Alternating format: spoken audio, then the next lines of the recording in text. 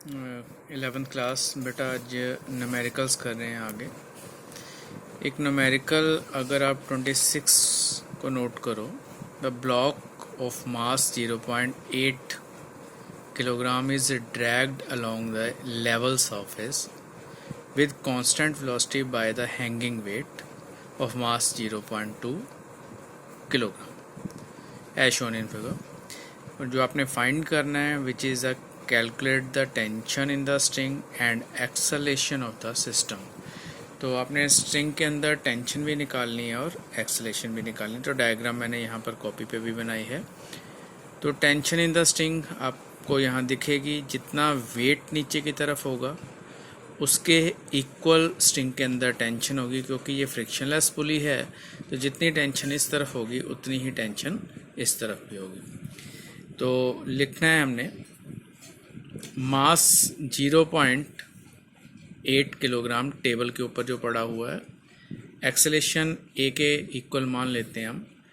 तो फोर्स और tension equal होगी, जिस फोर्स के साथ ऑब्जेक्ट इधर जा रहा है और टेंशन दोनों आपस में इक्वल है, तो tension is equal to 0.8 a, क्योंकि force is equal to mass into acceleration होता है। अब डाउनवर्ड जो वेट है उसके बारे में बात करते हैं। तो उसके मास को हम कैपिटल एम मान लेते हैं, ऊपर स्मॉल एम लिखा था, capital M which is equal to 0.2 kilogram, ये हैंगिंग वेट है। तो एम जी डाउनवर्ड फोर्स है, टेंशन क्योंकि ऊपर की तरफ है तो M G minus tension is equal to mass into acceleration. Force जो होगी वो एम ए के बराबर है। ये टेंशन की वैल्यू यहाँ हमने पुट कर देनी है।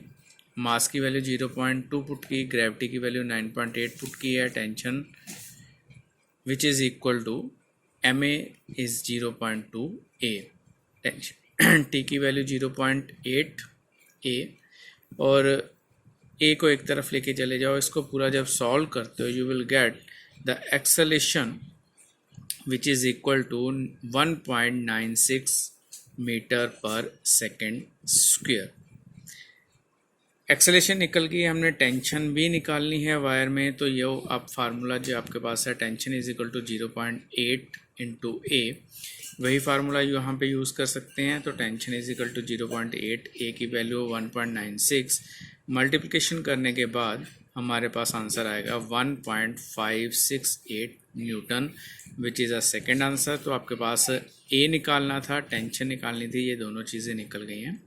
तो ये न्यूमेरिकल आपका कंप्लीट हो गया।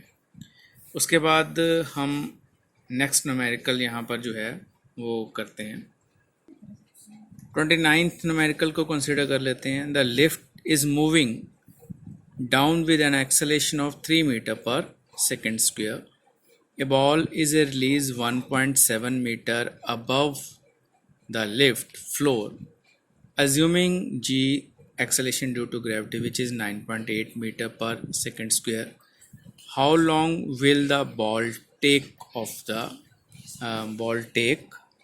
to hit the floor?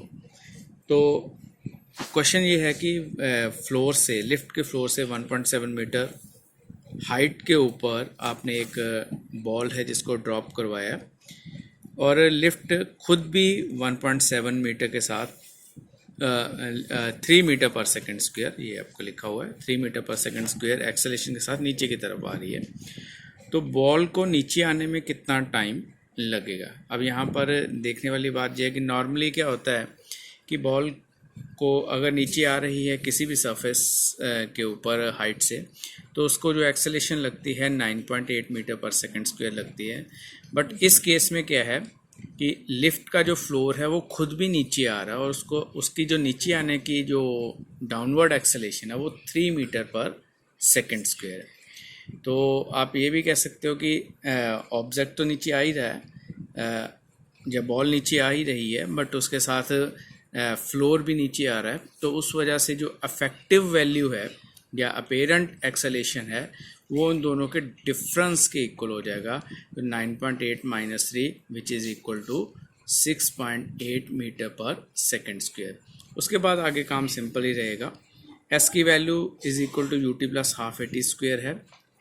Height हमें गिवन थी 1.7, यू क्योंकि ड्रॉप किया 0 के इक्वल हो गया, plus half acceleration into time square time ही हमने निकालना है, तो t square is equal to, ये अगर इस चीज़ को सॉल्व करते हो यू विल गेट 0.5, और टी निकालना है तो 0.5 का आप स्क्वेयर रूट लोगे, इसका स्क्वेयर रूट आपके पास आ जाएगा 0.707 सेकेंड।